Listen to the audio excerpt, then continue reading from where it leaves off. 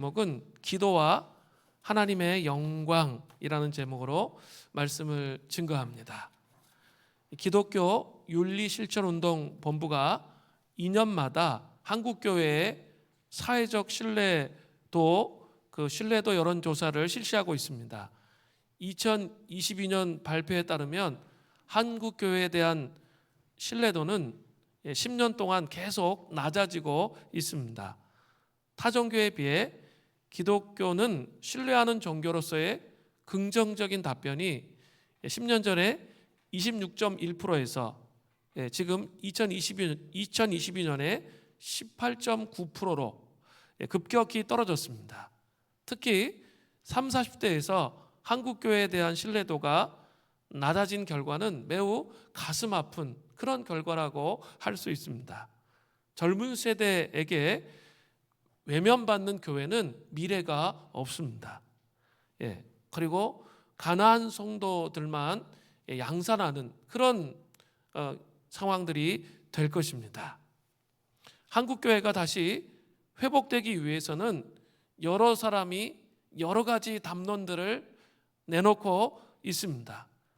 그 중에 모든 사람이 공통적으로 말하는 아주 중요하게 꼽는 것들이 있는데, 그것은 우선 복음의 본질을 회복하는 것이 가장 중요하다, 이렇게 말하고 있습니다. 가장 중요한 것은 복음의 본질을 회복하는 것이라는 거죠. 복음의 본질 안에 더 깊이 뿌리 내리고 현실 속에서 오는 여러 가지 위기와 파도를 유연하게 대처해 나가는 것이 필요합니다. 그렇게 될 때 그리스도인들이 작은 예수로서 부활의 삶을 이 땅 가운데 살아갈 수 있게 됩니다. 그 결과 선한 영향력을 이 땅 가운데 미칠 수 있게 되는 것이죠. 오늘은 이 복음의 본질에 가는 것을 좀 더 깊이 나누어 보고자 합니다.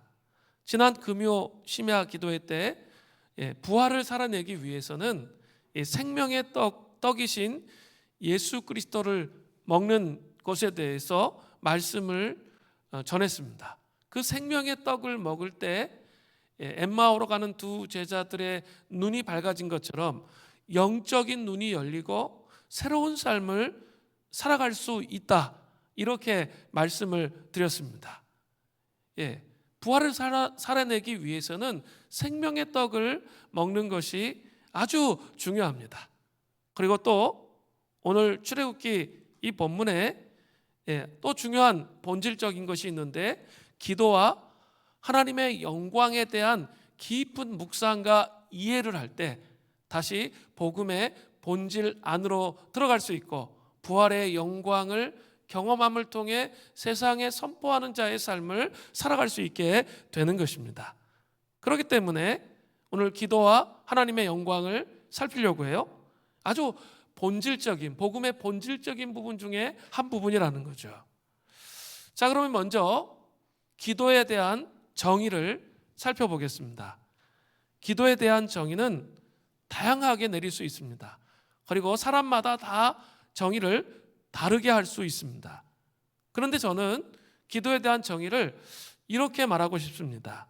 예수 그리스도의 이름으로 우리의 죄를 고백하고 하나님의 자비하심을 감사함과 아울러 하나님의 뜻에 맞추어 우리의 소원을 하나님께 올리는 것이다, 이렇게 표현하고 싶습니다. 예수 그리스도의 이름으로 우리의 죄를 고백하는 거예요. 그리고 하나님의 자비하심을 감사함과 아울러 하나님의 뜻에 맞추어 우리의 소원을 하나님께 올려드리는 것, 이것을 기도라고 정의할 수 있습니다. 그런데 안타까운 것은 많은 그리스도인들이 기도를 하나님께 요구하는 것이다, 이렇게 생각을 합니다. 그러나 기도에는 하나님이 우리의 심부름을 하게 하는 것, 이렇게 동전을 넣으면 자동 판매기에서 커피가 나오듯이 그 자동 판매기가 되게 하는 것, 그 이상의 것이 분명히 있다는 겁니다. 기도는 우리가 원하는 것을 하나님이 하시도록 설득하는 것, 그게 아닙니다. 하나님이 원하시지 아니하시는 하나님의 뜻을 굽혀서 우리의 뜻에 맞추는 것은 더욱더 기도가 아닙니다. 이것으로는 하나님의 능력을 받을 수는 있어요. 그러나 하나님의 목적은 변화시킬 수가 없다는 거예요. 저는 시편 106편 15절의 말씀을 늘 기도의 응답이 올 때 묵상하고 생각하려고 힘씁니다. 이런 말씀이 나오죠. 그러므로 여호와께서는 그들이 요구한 것을 그들에게 주셨을지라도 그들의 영혼은 쇠약하게 하셨도다. 요구하는 것을 받을 수 있는데 그 응답된 기도가 오히려 독이 되고 저주가 됐죠. 왜요? 영혼이 쇠약해졌잖아요. 그렇게 되는 것이 되어서는 안 된다는 거죠. 트렌치의 대주교는 또 이렇게 말했어요. 기도는 하나님이 싫어하시는 것을 꺾는 것이 아니라 하나님의 지고한 뜻을 붙잡는 것입니다. 기도는 사실 방향이 설정되어져 있는 소원을 의미하는 겁니다. 그 방향은 하나님을 향하는 거죠. 진정한 기도는 그 무엇보다도 오늘 설교의 정말 핵심이 될 수 있는 건데 하나님 자신을 찾는 거예요. 기도는 하나님께 무엇을 구하는 것 훨씬 이상의 것이 있다는 거예요. 하나님과 더불어 이야기함으로써 하나님과 교제하는 것, 이게 중요한 것이죠. 우리도 타인과 대화함으로써 그들을 잘 알게 되잖아요. 그런 것처럼 하나님도 이처럼 우리가 대화함을 통해서 하나님을 더 깊이 알아갈 수 있게 되는 거죠. 기도의 가장 큰 효과는 우리가 악에서 건진받거나 귀한 것을 얻는 데 있지 않습니다. 물론 이것은 중요하죠. 그죠? 모든 기도의 기반은 뭘까요? 간구 기도예요. 내가 구하는 것부터 시작하는 거예요. 그런데 그 안에만 머무르면 안 된다는 거죠. 그 이상으로 나가야 될 영역이 있다는 거예요. 하나님을 찾는 그 수준에까지 나가야 된다는 거죠. 그럼에도 불구하고 모든 기도는 간구하는 것부터 시작되어진다는 거죠. 그러나 그것보다 더 중요한 것, 간구하면 할수록 이제 방향이 턴이 돼야 된다는 거예요. 그러면서 하나님을 아는데 집중되어지는 것, 이것이 필요하다는 거죠. 이게 기도의 진짜 의미라는 거예요. 그리스도인들이 깊은 차원의 기도를 하지 못하는 그 이유가 무엇일까요? 여러 가지 이유가 있겠죠. 그러나 이 기도란 무엇인가에 대한 질문이 명확하게 해결되지 않았기 때문입니다. 진정한 기도는 오직 우리 영혼이 하나님을 갈망하는 데서부터 오는 거예요. 진정한 기도는 위에 있는 것들에 애착을 두고 있는 그런 사람들의 입술로부터 나오는 거죠. 진젠 돌프, 우리 RZM 하고 있죠. 레이징 업 진젠 돌프 앤 모라비안스 해서 우리 진젠 돌프 우리 백작을 여러분 잘 아실 거예요. 이 진젠 돌프 백작은 근대 선교의 아버지예요. 엄청나게 많은 사람을 이렇게 모라비안 사람들을 그 세계 선교에 헌신하고 전 세계에 파송했던 그런 놀라운 그런 영성가인 그런 분이에요. 얼마나 많은 사람들을 선교사로 파송했는지 몰라요. 그러면 그들을 위해서 막 기도해야 할 제목이 막 산더미일 거 아니에요. 그죠? 그런데 그가 기도에 대해서 이야기하는데 그런 기도 제목을 이야기하는 게 아니라 이런 식의 고백을 하거든요. 나는 열렬히 사랑하는 분이 있습니다.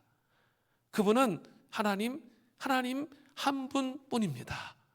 나는 정말 열렬히 마음속에 주님을 찾고 갈망하며 사랑하는 한 분이 계신데 그분은 하나님 한 분뿐이라는 거예요. 그 갈망이 있어야 된다는 거예요. 선물보다 오히려 선물을 주시는 분을 찾는 그 기도를 할 줄을 알아야 된다는 거죠. 우리 지난주부터 계속 이게 이어지고 있어요. 출애굽기 이 강해가 선물보다 선물을 주시는 분에 집중하게 되면 어떻게 되는 거죠? 선물은 그냥 따라와요. 근데 선물에 집중하게 되면 우리의 기도가 저주가 되고 많은 거죠. 근데 하나님께 집중하면 하나님께서 그 선물을 그냥 우리에게 흘려 보내주시는 거죠. 이 진젠도르프 백작과 함께 근대 선교를 이끌었던 이 모라비안들, 이 모라비안들은 기도를 세 차원으로 표현하고 있습니다. 가장 밑에 있는 이 저차원의 기도는 입술로만 하는 기도입니다. 근데 잘 생각해 보세요. 기도를 시작할 때 어때요? 처음에 입을 열어야 기도가 되잖아요. 그게 첫 번째 단계예요. 근데 그게 전부가 아니라는 거예요. 이걸 먼저 인식을 해야 돼요. 기도의 시작은 먼저 입을 열어서 이렇게 말하기 시작해야 기도가 되기 때문에 가장 밑에 있는 게 바로 요거죠. 그러나 그게 전부는 아니에요. 두 번째는 또 있는데, 두 번째 차원의 기도는 굳은 결심에 의한 노력으로 우리의 생각을 하늘에 고정시키는 일에 성공할 때 드리는 기도예요. 아주 굳은 결심을 했어요. 그래가지고 노력으로 우리의 생각을 막 의지적으로 하늘에 막 고정시키려고 막 노력해요. 그래서 성공을 했어요. 그래서 드리는 기도라는 거죠. 그러면 거기에도 부분적이지만 하나님의 임재와 은혜가 있어요. 입술로만 해도 하나님의 임재 은혜가 부분적으로 있는 것과 마찬가지예요. 그렇지만 정말 굳은 의지를 가지고 이렇게 버텨내기가, 보통 사람들은 이렇게 기도하기가 정말 이렇게 기도해서 하나님을 경험하기가 대단히 어렵다는 거죠. 근데 가장 고차원의 기도는 그게 아니에요. 내 의지로 기도하는 것이 아니고요. 세 번째 차원입니다. 영원히 하나님으로부터 떠날 수 없음을 발견하는 거예요. 내가 하나님으로부터 떠날 수가 없구나. 그러면서 드려지는 기도인데요. 오직 하나님을 갈망할 때 드려지는 기도예요. 하나님을 찾는 거예요. 하나님을 향해서 목말라 하는 거예요. 내가 하나님을 떠날 수가 없다는 그 인식이 강렬하게 그 마음속에 있는 거예요. 그렇게 기도하는 거예요.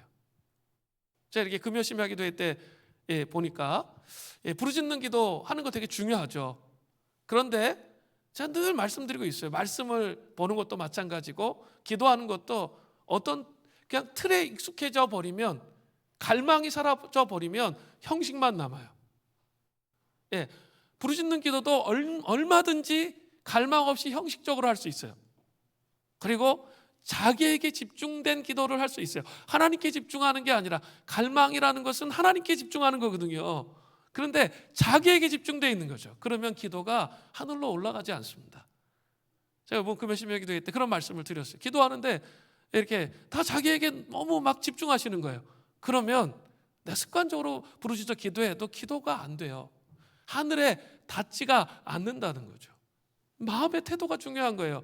마음의 태도 안에 하나님이 어떤 분이신지를 인식하고 묵상하고 예수 그리스도가 얼마나 위대하신 분인지를 묵상하면서 부르짖어 기도할 때 하늘의 문이 열리는 것이죠. 그런 차원의 기도, 그런 이 갈망을 통해서 드리는 그 기도로 나아가기를 하나님께서 원하신다는 거죠. 우리의 기도를 한번 잘 컨설팅 해보세요. 우리의 기도가 때때로 너무 효험이 없고 무력한 것은 그 원인이 무엇일까요? 잘 생각해 보면 제가 금요심야 기도회 때 그렇게 한 것처럼 우리가 하나님의 위엄과 영광을 잘 생각하지 않아요. 그리고 그냥 무작정 나아가 기도하는 거죠. 중요한 건 하나님의 위엄과 영광, 하나님의 통치가 어떤 것인지 머릿속에 인식돼야 제대로 기도할 수 있다는 거예요. 또 우리가 가까이 하기 원하는 예수 그리스도 안에 있는 그분의 영광이 과연 무엇인지, 그 영광의 풍성함이 무엇인지 여러분 아세요? 예수님 하면 그냥 식상해.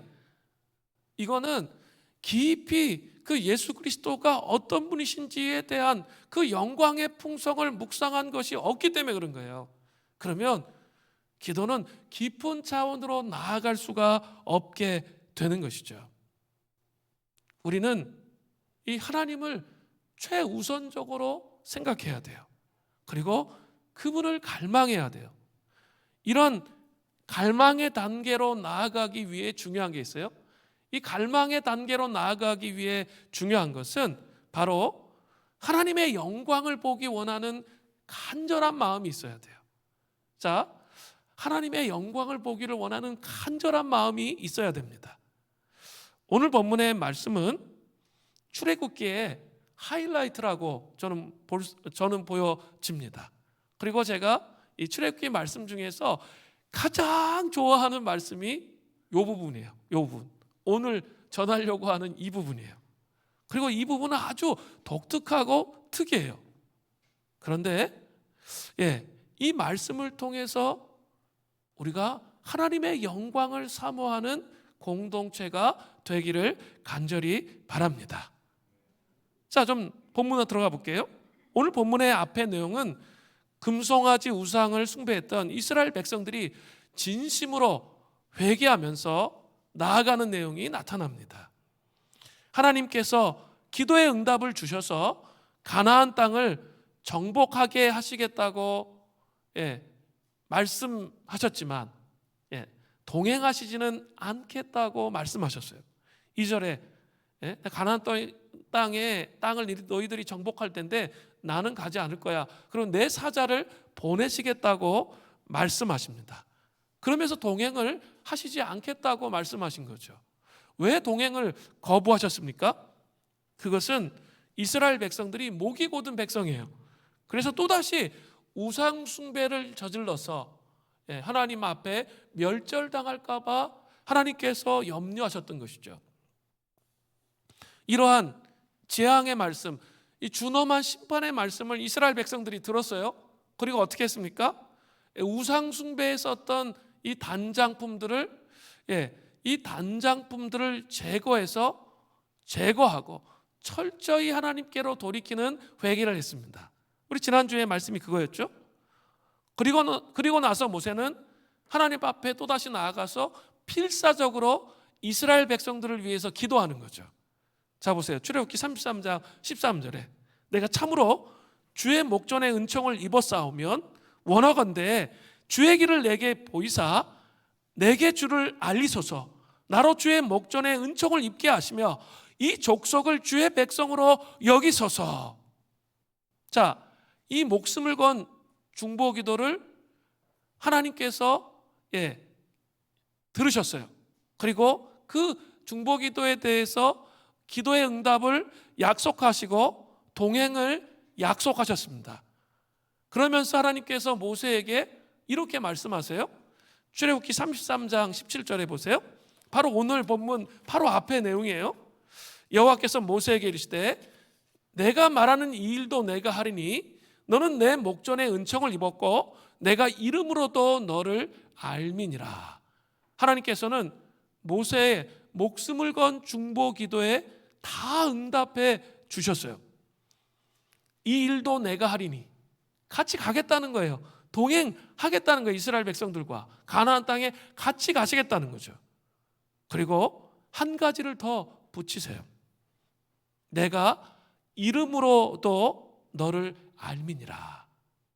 이것은 하나님이 그냥 지식적으로 대충 모세를 아는 게 아니라 깊은 인격적 관계 안에서 모세를 알고 계시고 알고 있다고 말씀하시는 거예요. 자, 이 정도면 어떻게 해야 되죠? 이제 끝. 18장 나오면 안 돼. 18절이 나오면 안 돼요. 뒷부분은 이제 삭제해야 돼. 왜냐하면 그냥 이제 다 응답받았잖아요. 또 하나님이 친밀한 관계까지 말씀하시면서 모든 거에 응답해 주셨으니까 있죠. 짐 싸가지고 하산해야 되는 게 정상적이에요. 보통 사람은 그렇게 할 거예요. 기도의 응답도 있고 인격적인 교제도 있는데 더 이상 필요한 게 뭐가 있습니까? 이렇게 생각을 할 거라는 거죠. 그러나 모세는 그것에 만족해하지 않았습니다. 그리고 아주 특별한 기도를 하나님 앞에 드려요. 그게 본문의 시작이에요. 출애굽기 33장 18절이에요. 모세가 이르되 원하건대 주의 영광을 내게 보이소서. 이 하나님을 갈망하는 것은 뭐하고 연관되어 있다고요? 주의 영광을 보는 것과 연관되어 있어요. 모세는 아직도 만족해하지 않는다는 거죠. 만족해하고 있지 않습니다. 하나님께서 약속하신 모든 것과 이제까지 봐도왔던 모든 것에 만족해하지 않는다는 거예요. 모세는 40주 40야를 시내산에서 하나님과 교제하며 보냈던 사람이에요. 밥도 먹지 않고 40주 40야. 우리는 이거를 이렇게 해본 사람이 없잖아요. 그런데 그렇게 하나님과 교제했던 사람이에요. 또 출애굽기 33장 11절 전반절에 보면 놀라운 말씀이 나와요. 구약에서 이렇게 말씀하신 그런 사람이 등장하지 않아요. 딱 모세만 이래요. 사람이 자기의 친구와 이야기함 같이 여호와께서 모세와 대면하여 말씀하시며 기도에 응답해 주시고 40주 40야를 하나님과 교제했고 친구와 이야기함 같이 여호와 하나님께서 모세와 대면해서 이야기했어요. 구약에 그런 사람이 나오지 않거든요. 근데 유일하게 모세만 하나님이 친구처럼 그렇게 대면하면서 이야기했다고 말해요. 이 정도면 끝내야 되죠. 그런데 정말 오늘 본문은 정말 이상해요. 모세는 하나님께 더 큰 확신과 만족할 만한 증거를 달라고 요구하고 있습니다. 18절에 원하건대 주의 영광을 내게 보이소서. 여기서 우리는 모세가 무엇을 구했는지 살펴보아야 돼요. 모세는 여러 방면에서 궁극적이고 최종적인 요청이 있는 이른바 하나님의 영광을 보게 해달라고 간구하고 있는 거예요. 복음적이라고 이야기하는 많은 사람들이 자기 만족에 빠지는 경우가 대단히 많습니다. 지금까지 자신이 경험해온 틀 안에서 하나님을 만나고 안주하면서 만족해 합니다. 그리고 하나님께서 다른 방식으로 우리를 찾아오려고 할 때 절대 받아들이려고 하지 않아요. 다른 사람이 만난 하나님을 그냥 무시하는 거죠. 자기만 하나님을 만날 수 있는 것처럼 생각하는 그런 독불장군적인 그런 모습을 가질 때가 많아요. 그러나 모세는 그 정도면 됐잖아요. 기도응답 다 받고 친밀한 교제가 있고 그 정도면 되잖아요. 그런데 그것에 만족하지 않는다는 거예요. 자기의 경계선 밖에 있는 하나님. 여러분, 내 생각의 경계선 밖에 계신 하나님에 대해서 당황해하지 마시고 그 위대하신 하나님의 통치와 온 우주를 다스리시는 하나님의 통치가 있다는 것을 믿으면서 경계선 밖에 계신 하나님을 신뢰하면서 나아가는 게 믿음이거든요. 근데 그런 작업을 해가지 않는 거죠. 그런 모습으로 머물러서는 안 된다는 거죠. 모세처럼 우리는 하나님 자신과 하나님의 영광을 아는 지식을 위해서 가지는 열망이 얼마나 있습니까? 이것이야말로 믿음의 가장 높은 봉우리입니다. 알다시피 모세는 더 이상 하나님께 특별한 복락을 구하고 있지 않아요. 우리의 자녀 누가 어떻게 되게 해주세요. 그거 지금 기도하고 있지 않다고요. 그죠? 그런 거 전혀 기도하지 않아요. 그러나 거기에 멈추지 않아요. 멈추지 않고 그 복락보다 더 나아가는 거죠. 또한 그가 받은 여러 가지 은사들, 그런 게 중요하지 않아 지금. 우리 그런 게 중요하죠. 내가 받은 은사 자랑하고 이렇게 뭔가 그런 게 중요한데 모세는 그런 게 중요하지 않아요. 그걸 다 내려놓는 거예요. 그러면서 어떻게 합니까? 이제 하나님 자신만을 구하는 거죠. 하나님 자신만을 구하고 있다는 거죠. 모세는 하나님 자신에 대한 개인적인 지식과 하나님 자신을 대면하여 만나고 싶은 강렬한 열정이 그 마음속에 있었다는 거예요. 정말 하나님을 만나고자 하는 강렬한 열정이 우리 안에 있어야 돼요. 그래야 하나님의 영광을 보는 가장 높은 봉우리에 신앙생활을 해갈 수 있다는 거예요. 사랑하는 물된 동산 수림교회 성도님들은 이러한 갈망에 대해서 무엇을 알고 계십니까? 우리는 여러 해 동안 그리스도인일 수 있습니다. 심지어 모태신앙일 수 있습니다. 그러나 우리는 하나님에 대해 어떤 개인적이고 직접적인 지식과 체험을 여러분 진실로 갈망해 보신 적이 있으십니까? 귀동냥해서 아는 하나님, 누가 이렇다더라, 누가 이렇다더라, 하나님은 이렇다더라, 뭐 그 간증하는 것, 뭐 유튜브를 통해 들은 그 간증들은 내게 아니에요. 내가 경험한 하나님이 아니잖아요. 그게 살아있는 나의 삶을 변화시키는 그런 간증이 될 수 없어요. 다른 사람이 이렇다, 이 정도의 참조의 효과지 나에게 나의 삶과 나의 인격을 전체적으로 바꿀 수 있는 그 힘은 없다는 거예요. 그리스도를 경험해야 돼요. 하나님을 경험하고 하나님의 영광을 경험해야 우리의 삶이 변화된다는 거예요.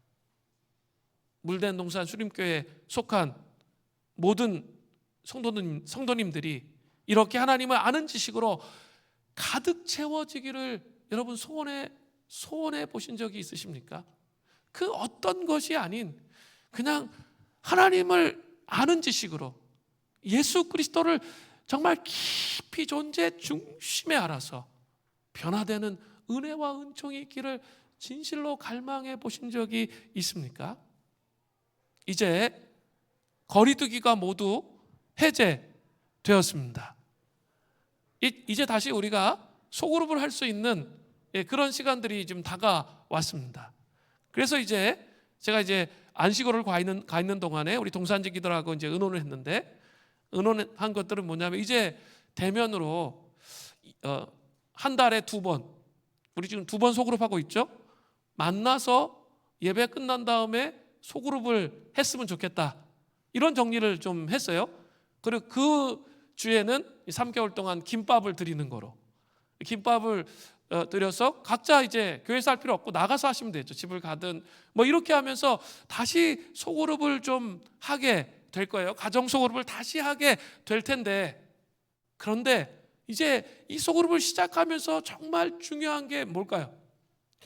그것은 나 중심적인 자꾸 나눔으로 가는 것이 아니라 하나님 중심적인 나눔을 하시라는 거예요. 하나님을 알고 싶고 하나님을 정말 삶을 통해서 변화되기를 갈망하는, 하나님의 영광을 보기를 원하는 그런 나눔을 할 때 하나님을 소그룹이 같이 경험할 수 있게 되는 거예요. 그리고 또 우리 아까 영상도 보셨지만 우리 지금 부활의 시즌을 살고 있어요. 이제 부활의 능력을 경험해서 작은 예수가 돼야 되죠. 이 부활의 우물에서 그 예수 그리스도의 아주 풍요로움을 계속 경험해야 돼요. 그러면서 어떻게 해야 돼요? 이제 그 풍요로움을 나 혼자 누리는 것이 아니라 내 주변에 있는 사람들에게 나눌 수가 있어야 되는 거죠. 소그룹에 좀 그런 사람들을 초대하세요. 그리고 함께 하세요. 또 우리 애기 엄마들은 어떻게 할 수 있죠? 아니, 애 맨날 놀이터 가잖아. 지금 놀이터 가자고 막 울고불고 하잖아요. 그럼 놀이터 가세요. 그런데 놀이터 가서 어떻게 할 수 있어요? 주변에 정말 널려 있잖아요. 그리고 복음을 증거할 수 있다고요. 그러니까 또 거기 가서 피켓 들고 예수천당 불신지옥 이렇게 하시면 이상한 사람 취급받습니다. 제가 그렇게 복음 전하는 게 아니에요. 먼저 어떻게 해야 될까요? 그 코로나 시대로 인해서 그 마음속에 있는 인생의 고통과 아픔과 절망이 무엇인지 여러분 경청해서 들으셔야 돼요. 관계를 맺으시란 말이에요. 우정관계를. 그리고 그 고통이 무엇인지, 그럼 내가 그 예수 그리스도 앞에서 이 사망의 고통 속에서 부활의 소망을 경험하면서 새로워졌던 그 경험이 무엇인지 나누세요. 간증을 하시라는 거예요. 그러면 어때요? 이게 첫 단추가 끼워지는 거예요. 우리가 태신자를 이제 같이 5월에 작중할 텐데 전도 집회는 없습니다. 태신자를 작정해서 뭐 할 거냐면 커피 마시기, 그다음에 이제 식사 사주기, 그다음에 소그룹에 초대하기, 뭐 이런 식으로 이렇게 나눠서 전개를 하려고 해요. 그래서 여러분이 좀 전략적으로 그걸 활용해서 한번 잘 해보세요. 그러면서 있죠. 무조건 복음 전하려고 하지 말고 자기 삶을 나누는 거예요. 그 사람의 이야기를 잘 들어보세요. 그 사람의 고통이 무엇인지 잘 들으세요. 그리고 예수 그리스도의 그 부활의 소망이 무엇인지, 죽음에서 깨어 일어난 것, 내가 절망에서 고통 가운데서 일어난 그 부활의 소망을 간증으로 나눌 때 마음이 움직여진다는 거예요. 그리고 그 사람이 마음이 활짝 열렸을 때 복음을 증거하세요. 그냥 무조건 교회 데려오려고 생각하지 마시고 여러분이 하셔야 돼요. 여러분이 복음을 전하시라는 거예요. 얼마든지 할 수 있습니다. 그렇게 부활의 소망을 나누는 그런 은혜가 있기를 간절히 바랍니다. 왜 모세의 기도가 우리의 기도가 되지 못합니까? 우리는 살아계신 하나님을 체험해야 돼요. 시편 42편 1절부터 2절은 이 시편 기자의 고백인데 이게 바로 모세의 갈망입니다. 하나님이여, 사슴이 시냇물을 찾기에 갈급함 같이 내 영혼이 주를 찾기에 갈급하나이다. 내 영혼이 하나님 곧 살아계시는 하나님을 갈망하나니 내가 어느 때에 나아가서 하나님의 얼굴을 배울까? 여러분, 이런 시편 기자의 고백이 지금 오늘 본문에 나오는 모세의 갈망이라는 거예요. 그래서 잘 생각해 보세요. 구약시대 모세와 시편 기자는 복음의 약속을 멀리서 쳐다보았던 그런 사람들이에요. 우리와 달라요.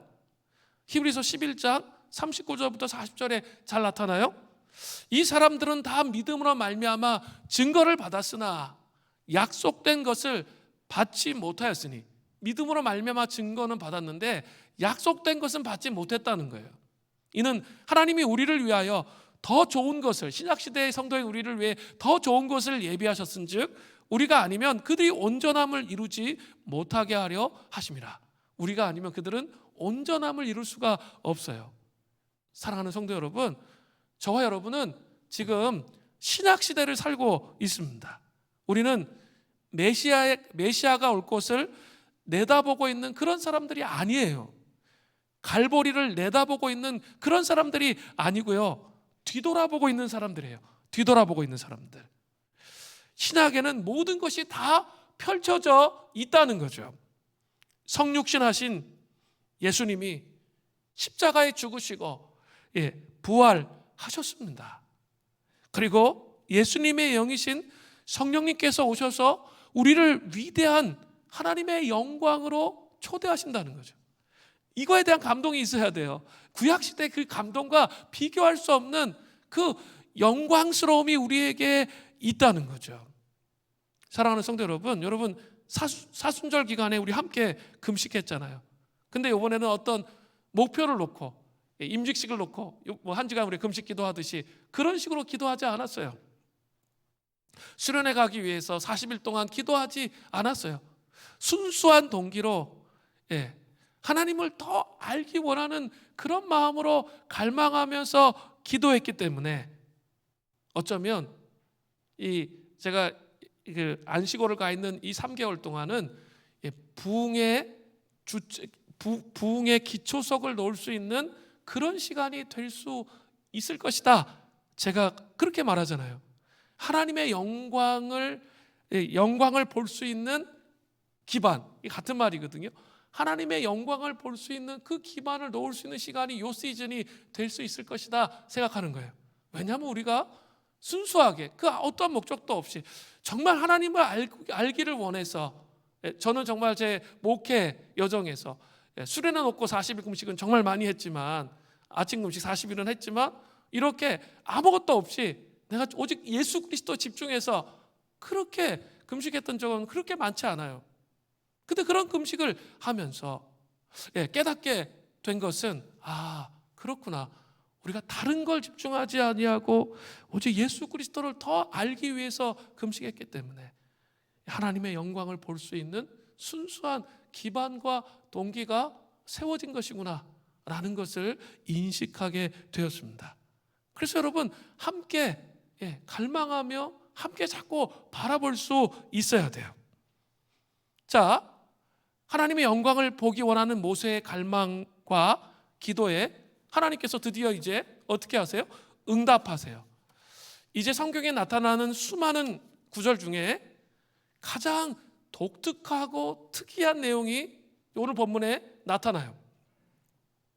출애굽기 33장 19절부터 23절이에요. 여호와께서 이르시되 내가 내 모든 선한 것을 내 앞으로 지나가게 하고 여호와의 이름을 내 앞에 선포하리라. 나는 은혜 베풀 자에게 은혜를 베풀고 긍휼히 여길 자에게 긍휼을 베푸느니라. 또 이르시되 내가 내 얼굴을 보지 못하리니 나를 보고 살 자가 없음이니라. 여호와께서 또 이르시기를 보라 내 곁에 한 장소가 있으니 너는 그 반석 위에 서라.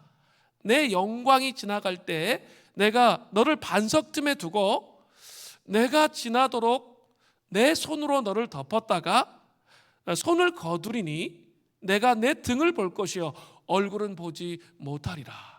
이 말씀을 좀 반복적으로 묵상하면 여기에 엄청난 보화들이 숨겨져 있어요.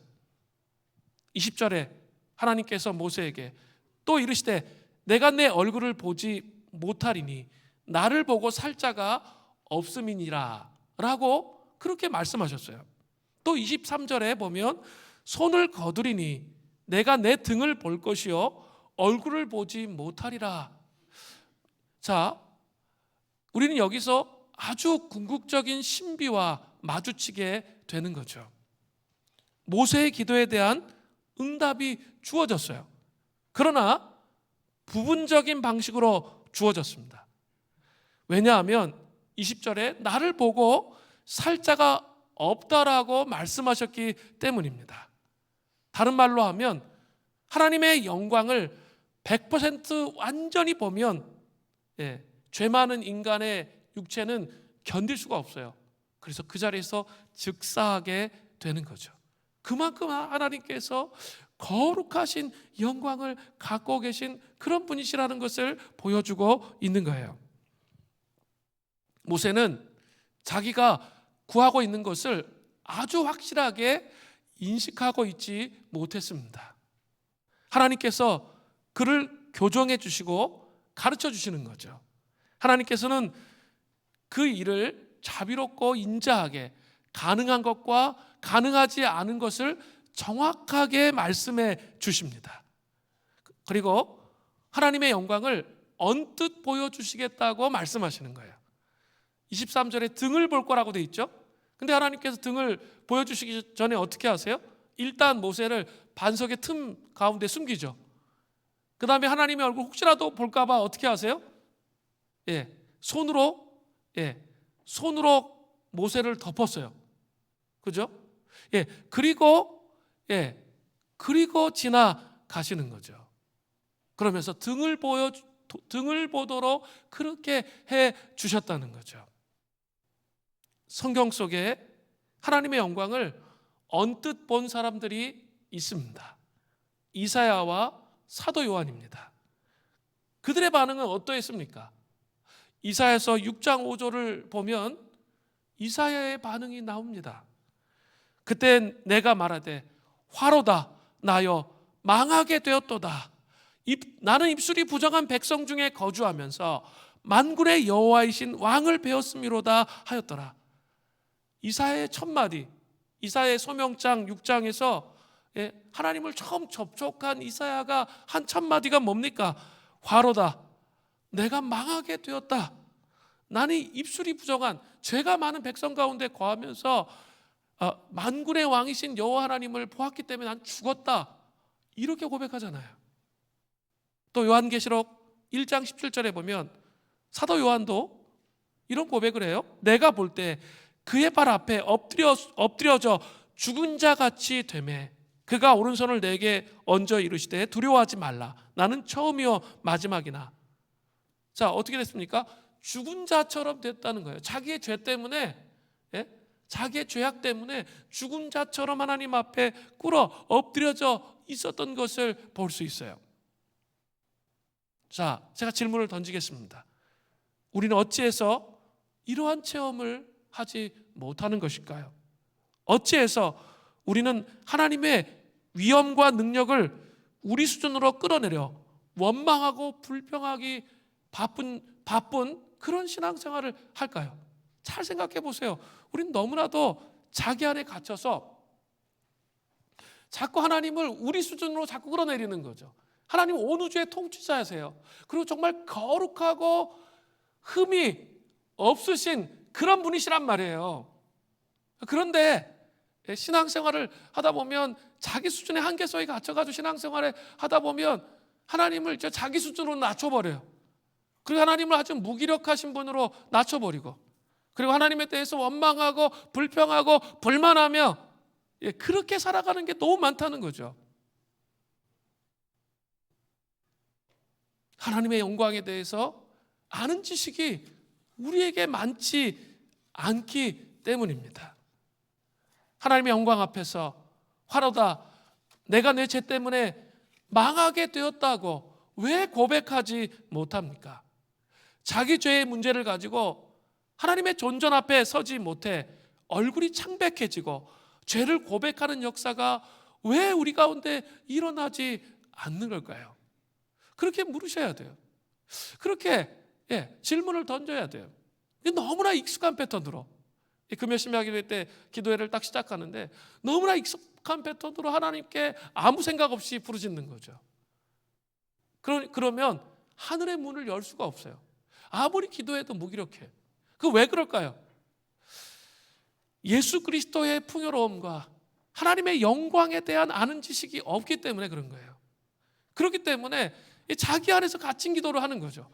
부르짖어 기도를 하는데 자기 안에 갇힌 기도를 할 수가 있는 거예요. 이게 참 무서운 일이에요. 하나님을 바라보지 않는다는 거죠. 하나님을 자꾸 자기 수준으로 낮추는 거죠. 기독교는 하나님을 아는 것에 제일 중요한 가치를 둡니다. 요한복음 17장 3절에 보면 영생은 곧 유일하신 참 하나님과 그가 보내신 자 예수 그리스도를 아는 것이니이다. 영생은 뭐예요? 참 하나님과 그가 보내신 예수 그리스도를 존재 중심에 아는 거예요. About God, 하나님에 대해 설교를 통해서 아니면 말씀을 읽을 때 하나님에 대해서 아는 것, 하나님이 어떤 분이신지 지식적으로 아는 것, 그것이 중요함에도 불구하고 그게 전부가 아니에요. 이걸 분명히 인식해야 돼요. 뭐가 있죠? Of God, 하나님 자신을 아는 것 사이에는 엄청난 차이가 있단 말이에요. 경험을 통해서 아는 게 너무 중요해요. 경험을 통해서 알지 못하면 복음서를 계속 읽어가 보세요. About God 해보세요. 그럼 어떨까요? 지겨워요. 했던 얘기 또 하고 했던 얘기 또 하고 4번이나 반복되잖아요. 지겹습니다. 그리고 그것이 하나도 들어오지 않아요. 나중에는. 그런데 오브가 타기 시작하면 하나님이 어떤 분이신지, 십자가에 달리신 하나님이 나를 위해서 어떤 일을 구체적으로 했는지, 나의 삶에 어떤 영역에서 어떤 일을 하셨는지, 이런 것들이 구체적으로 자기의 심령 안에 들어오기 시작하면 여러 가지 문제들을 극복하는 거예요. 모태신앙의 최약점은 이거예요.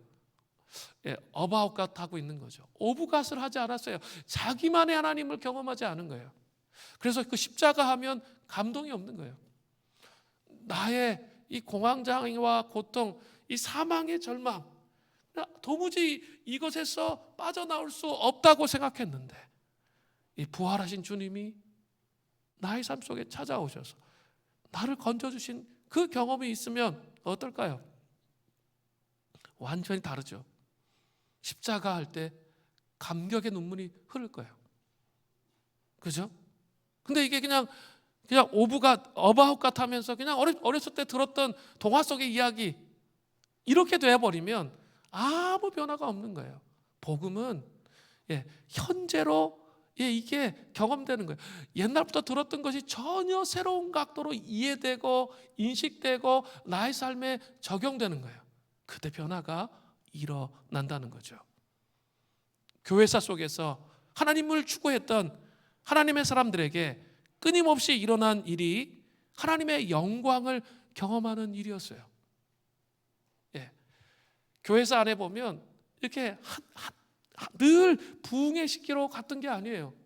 부흥의 시기도 있지만 아주 깊은 절망의 시기, 모든 세상 사람들이 예수 믿지 않고 교회가 다 없어질 것 같은 그런 시기들이 반드시 있었습니다.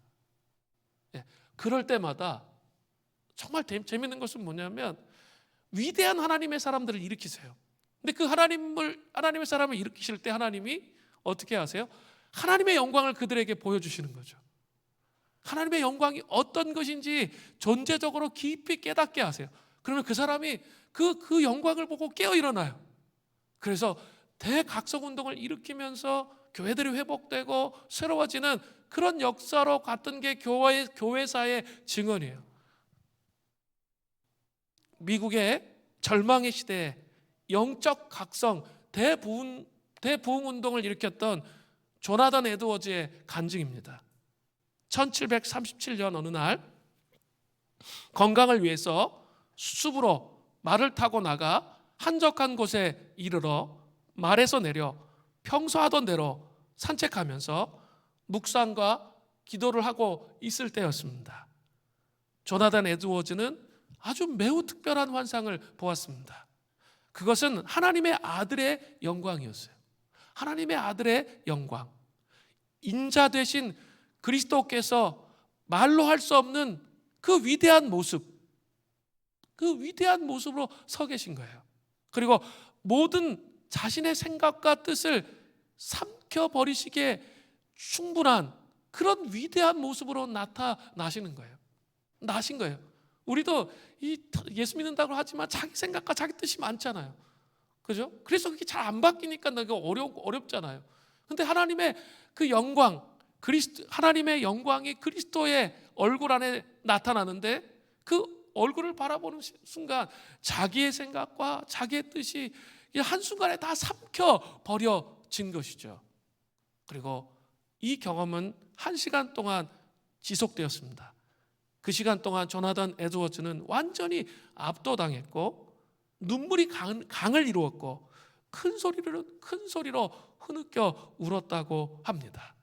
이 시간 동안 그는 비워지고 깨뜨려지는, 즉 자신의 자아가 죽고 오직 그리스도만으로 충만해지고 거룩하고 순전한 사랑으로 그분을 사랑하게 되었다라고 묘사할 수밖에 없는 강한 임재를 경험한 거죠. 강한 임재를 경험해요. 여러분, 이런 그 하나님을 만나기를 소망하십니까? 그게 갈망이에요. 하나님 영광은 그냥 짠, 나를 어떻게 해보시오, 이렇게 해서 경험하는 게 아니에요. 이제 이 맥락을 이해해야 돼요. 모세가 구했던 이 맥락들과 연결해서 보시라는 거예요. 뭡니까? 끊임없이 갈망하며 기도하는 거예요. 하나님, 내 인생 속에 내가 죽기 전까지 하나님 이런 그리스도의 얼굴에 있는 하나님의 영광을 하나님 제가 보게 해 주십시오. 그래서 그 복음의 신비가 무엇인지, 하나님 성육신의 신비, 십자가의 신비, 부활의 신비, 성령님과 함께 동행하는 삶의 신비가 무엇인지 주님 저희 가슴에 새겨주시고 알려주시고 이 씨름을 해야 된다는 거예요. 이 씨름이 없이 그냥 막연하게 신앙생활을 하다 보니까 문제는 뭐냐면 나의 삶과 신앙이 괴리가 되는 거예요. 그러니까 나는 지금 병 들어 있는데, 나는 정신적 병이 들어 있는데 하나님과 관계에 이걸 연결을 못 시켜. 그래서 문제가 되는 거예요. 그래서 아무 일도 일어나지 않는 거죠. 갈망이 있어야 돼요. 목마름이 있어야 돼요. 다른 것으로는 해결할 수 없어요. 이 근원적인 해결이 되지 않으면 이 마음의 고통들, 자기 삶의 질곡으로 인해 다가온 마음의 고통들이 있거든요. 그 고통들이 있죠. 이 십자가의 복음과 부활의 능력과 성령의 능력으로 이게 풀어지지 않으면 절대 풀어지지 않습니다. 그걸 위해서 뭐 하는 거죠? 말씀 읽는 거예요. 생명의 떡을 먹는 거죠.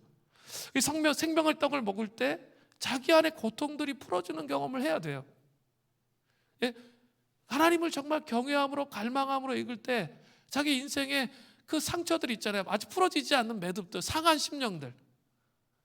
그냥 삶은 그냥 고해야 고통. 이러면서 있는 거 있잖아요. 예수를 믿고 있는데도 그러고 있어. 그건 문제가 있는 거예요. 정말 하나님 앞에 나오셔야 돼요. 그리고 그 자리에 앉아서 씨름하는 것부터 시작하세요. 1년이고 2년이고 3년이고 계속 갈망하기 시작하면 조금씩 하나님을 알려주세요. 그리고 아주 강렬한 하나님의 임재로 그분이 어떤 분이신지 우리에게 가르쳐 주실 때 우리의 삶이 변화될 수 있다는 거죠. 아메리칸 인디언의 위대한 선교사 데이빗 브레너드가 있습니다. 데이빗 브레너드의 일기, 이 책을 보시면 참 놀라운 일들이 많이 일어났는데 그 영적 각성 시대에 일어났던 인디안 선교사들, 인디안들에게 복음을 증거했던 위대한 역사 거기 다 나와 있어요. 근데 이 브레너드가 하나님을 경험한 것들을 전기 작가가 이렇게 표현했습니다. 그날은 몹시 추웠고 그 주위에 얼음이 생길 정도였음에도 불구하고 그는 땀을 흘리고 있었습니다. 무엇이 그렇게 땀을 흘리게 했습니까? 그것은 영광의 성격과 영광의 초월성이 바로 그것입니다. 이렇게 표현을 했어요. 이걸 좀 더 자세하게 묘사해 본다면 이런 경험을 한 거예요. 주일 저녁 어두운 숲속을 걸어가고 있을 때 그의 영혼에 말로 표현할 수 없는 영광을 체험하게 되었습니다. 브레너드는 이렇게 말합니다. 그것은 내가 그전에 품지 못했던 하나님에 대한 새로운 내적 이해 혹은 견해였습니다. 전혀 새로운 하나님에 대한 이해가 다가왔다는 거죠. 뛰어남과 아름다움이 있어서 그에게 필적할 만한 것을 보지 못하였습니다. 내 영혼은 하나님의 뛰어나심, 사랑, 위대함 그리고 그 완전성에 매혹되었습니다. 그리하여 나는 하나님에 의해 사로잡힌 바 되었습니다. 그가 이 하나님을 체험하고 이렇게 고백했다는 거예요. 하나님의 영광을 체험한 후에 브레너드의 삶은 놀라울 정도로 변화되었습니다. 지금까지 가졌던 가치관이 180도 달라졌습니다. 하나님의 위대하심을 온 몸과 마음으로 깨닫게 되었고 하나님의 주권을 깊이 인식하게 되는 아주 중요한 시기를 보내게 되었습니다. 그리고 전에는 자신을 위해서 살았지만 이제는 하나님의 영광을 목표로 살고자 결단하는 삶을 살았습니다. 그의 기도 생활은 더욱 빛나기 시작했고 기도 가운데 얻는 기쁨이 이 세상의 모든 기쁨을 능가한다 이렇게 고백했어요. 하나님의 영광, 부활의 능력을 경험하려면 이런 기도가 우리에게 필요한 거예요. D.L. 무디의 간증입니다. 그는 초등학교밖에 나오지 않은 또 영적 각성을 일으켰던 그런 사람이죠. 무디는 육체적으로 매우 건강하고 다부진 사람입니다. 그럼에도 불구하고 하나님의 영광을 보는 어렴풋한 안목이 주어졌을 때 하나님께 그만 손을 거두시라고 구해야 했습니다. 왜냐하면 자기가 죽는 것처럼 느껴졌기 때문입니다. 오늘 본문에서 하나님의 영광에 대한 하나님의 기도 응답은 부분적이라는 게 중요한 거예요. 부분적입니다. 그러나 그 대답이 부분적이긴 하지만 그럼에도 불구하고 너무나도 명확하고 분명했습니다. 하나님께서는 모세에게 내가 내 얼굴을 보지 못하나 어떤 것은 볼 것이다 라고 말씀하십니다. 모세는 언뜻 지나치면서 하나님을 보게 됩니다. 얼굴을 보지 못하고 등을 보게 되었습니다. 부흥은 리바이벌, 부흥이란 단어는 하나님의 영광을 언뜻 지나치며 보는 것을 말합니다. 로이드 존스 목사님이 이렇게 정의했어요. 부흥은 하나님의 영광을 언뜻 지나치면서 보는 것이다. 바울은 사도행전 9장에서 다메섹으로 가는 도중에 예수님을 만났습니다. 하늘의 영광을 그가 체험했습니다. 사도 바울은 그 체험 이후에 수차례의 고난과 박해 가운데서도 예수 그리스도와 동해에 있습니다. 그 부활의 그 부흥의 영광, 하늘의 영광을 경험했기 때문에 그는 사도 바울은 빌립보서에서 이런 고백을 하거든요. 빌립보서 1장 21절에 이제 내가 사는 것이 그리스도니 죽는 것도 유익합니다. 자긴 죽는 게 두렵지 않다는 거예요. 죽는 것도 유익하다는 거예요. 빌립보서 1장 23절에 보세요. 내가 그 둘 사이에 끼었으니 죽고 사는 거 끼었는데 차라리 세상을 떠나 그리스도와 함께 있는 것이 훨씬 더 좋은 일이라 그렇게 하고 싶구나. 자기 그리스도를 만나는 게 훨씬 더 좋은 일이기 때문에 그렇게 하고 싶다라고까지 말했다는 거죠. 우리도 이렇게 말할 수 있을까요? 만일 우리가 이렇게 말할 수 없다면 무엇 때문입니까? 하나님의 영광을 더 깊이 기도를 통해서 말씀을 통해서 체험해야 되는 거예요. 그래야 세상을 하나님의 방식으로 바꾸면서 하나님 나라를 세울 수 있는 부활의 능력을 경험한 하나님의 백성들이 되는 거예요. 고린도후서 4장 6절에 이런 말씀이 나와요. 어두운데 빛이 빛이라 말씀하셨던 그 하나님께서 밑줄을 그으시면서 늘 묵상해 보셔야 돼요. 예수 그리스도의 얼굴에 있는 하나님의 영광을 아는 빛을 우리 마음에 비추셨느니라. 하나님께서 예수 그리스도의 얼굴에 있는 하나님의 영광을 아는 빛을 우리 마음에 비추셨다는 거죠. 바울은 빛 가운데 예수 그리스도의 얼굴에 있는 하나님의 영광을 발견한 거죠. 예수 그리스도를 보면 하나님의 영광의 빛이 있는 거예요. 그게 우리의 마음에 예수 그리스도의 얼굴을 통해서 비춰진다는 거예요. 그 예수 그리스도의 부요함을 계속 묵상하잖아요. 우리 구원의 절기하면서 성육신의 예수님, 또 십자가에 죽으신 예수님, 또 부활하신 예수님, 예수의 영이신 성령님, 이런 개념들을 계속 묵상을 계속 하죠. 그러면 남는 게 뭡니까? 이 마음의 중심에 예수 그리스도의 풍성함과 부요함이 다가와요. 그게 뭘까요? 예수 그리스도 안에 있는, 얼굴 안에 있는 하나님의 영광을 아는 빛이에요. 그게 우리에게 비춰지는 거예요. 그러면 우리 마음이 풍요로워지는 거예요. 여러분, 저는 이 구원의 절기를 1년 동안 하면서 예수 그리스도의 풍요로움에 완전히 매료됐어요. 예수 그리스도가 정말 이러신 분이구나. 부활이 정말 나를 위해서 주님이 부활하셨구나. 내가 진짜 고통의 현실에 있을 때 그 절망의 고통을 깨고, 우리 리빙갓 우리 계속 부르고 있잖아요. 3주 동안 사망의 고통을 깨고 진짜 그 부활하셨어요. 여러분이 느끼는 고통이 뭐예요? 그 고통의 끝에 부활하신 주님이 계신 거예요. 고난을 통과하고 부활하신 주님이 계셔요. 이게 마음속으로 경험돼야 부활을 경험하는 거예요. 그렇지 않으면 따로 노는 거지 뭐. 종교적인 거예요. 그러면 따로 노는 거예요. 그게 아니에요. 예수님은 정말 생명이세요. 그래서 그런 삶이 우리에게 경험되는 거죠. 그런 영광이, 예수 그리스도의 얼굴 안에 있는 영광이, 나를 위해서 피 흘리신, 그리고 또 살아나신 그분의 영광이 우리 가운데 비춰진다는 거예요. 그게 생명이에요. 비록 죽는다 해도 죽음이 끝이 아니에요. 부활은, 그죠? 예수 그리스도의 부활은 죽음으로 끝나지 않아요. 그런 믿음들이 생겨져 가는 것이죠. 베드로전서 1장 8절에 보세요. 예수를 너희가 보지 못하였으나 사랑하는도다. 이제는 보지 못하나 믿고 말할 수 없는 영광스러운 즐거움으로 기뻐하니. 우리 예수님 얼굴 못 봤잖아요. 그러나 믿음으로 우리 어떻게 해요? 우리 주님을 사랑해요. 그러면 말할 수 없는 영광스러운 즐거움이 우리에게 임한다는 거죠. 저는 예수 그리스도의 그 복음으로, 정말 복음의 본질로 여러분이 말할 수 없는 기쁨과 영광스러움을 경험하기를 소원합니다. 이게 있어야 돼요. 그래야 이 땅 가운데 작은 예수, 그건 그 다음 문제라니까요. 그게 이루어지는 거예요. 이사야서 64장 1절에 정말 제가 좋아하는 구절이에요.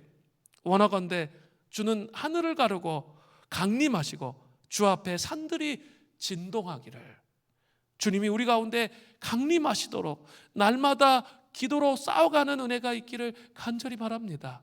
그래서 우리 자신 가운데, 우리 교회 가운데, 아니 이 땅 가운데 하나님의 영광이, 하나님의 부흥이 일어나기를 소원합니다. 여러분, 하나님의 영광이 이 땅 가운데 가득 인정되는 것을 한번 꿈꿔보세요. 그렇게 안티한 불신자들이 많은 우리 직장 안에 하나님의 영광이 선포되어짐을 통해, 하나님의 엄위하신 통치와 다스리심이 선포되어짐을 통해 예수 그리스도가 온 세상의 주인이심을 선포하는 그런 장면을 한번 꿈꿔보세요. 소망해 보세요. 그런 부흥이 일어나기를 소망하셔야 돼요. 맨날 위축되고 눌려있는 게 아니라 꿈꿔야 된단 말이에요. 교회가 교회다워지는 것처럼 어려운 게 없어요. 성도가 성도다워지는 것처럼 어려운 게 없어요. 그런데 교회가 교회다워지고 성도가 성도다워지는 그 날을 한번 꿈꿔보세요. 그런 강한 하나님의 영광이 임해서 교회가 교회에 죽어있던 교회의 심폐소생술을 통해서 살아나는 거죠. 여러분, 그럴 수 있어요. 하나님이 그런 전능하신 분이에요. 그분이 오셔서 그 일을 하시도록 우리가 기도하는 거죠. 세상에 충만하게 예수 그리스도의 얼굴에 있는 복음의 영광이 세상 가운데 경험되는 그날을 꿈꾸며 그렇게 기도하며 씨름하는 그런 은혜가 있기를 간절히 바랍니다. 우리 같이 이제 기도하겠습니다.